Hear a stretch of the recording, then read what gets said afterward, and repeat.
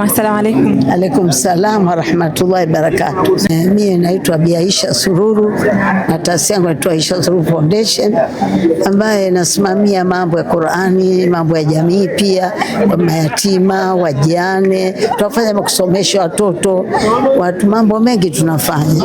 Kwa hivyo tuko pamoja na vijana wetu.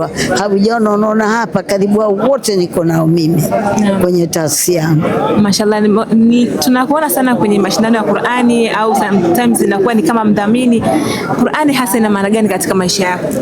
Mimi maisha yangu napenda sana kusaidia jamii, na napendelea sana watu, tusiwe watu kama hivi tunafanya mambo makubwa, sisi tunakosa, tunashindwa support, hatupati support zaidi, tunahangaika, tunasafa sana mpaka ukipata support wewe ushache make mwisho kesho Qur'an leo na mtu anakusupport kitu. Naomba watu wajitokeze kutusupport sisi, kama sasa kwa mtu mzima, wanawake tumeacha vijana wanasimamia, lakini bila mwenyewe kuwepo taasisi na kwa iendi lazima usimame. Sasa nikiondoka juu mgongo wa dunia hii niwache athari duniani, yani niwache leo kitu kina maendeleo.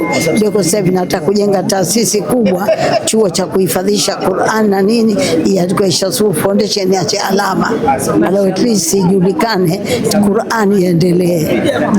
Kwa nini umechagua kubaki ndani ya stara mpaka sasa?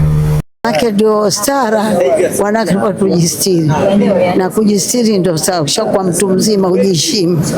Kwa vijana wa sasa tunaambia wengi watoto wetu sasa hivi hataki kujiheshimu, wanakaa vichwa wazi, ukiwasema hawasikii, kueleza hawakubali. Lakini Mungu ajalie tukimaliza hii, nataka kuandaa kongamano kubwa niwaite vijana tu, tuwasemeshe kwanza maadili yameporomoka, Qur'ani watoto hataki kusoma, mambo mengi yameharibika. Na sio wazee wenyewe, maki mtoto anatoka nyumbani kwako, si unamwona alivyovaa, unamwona anavyofanya.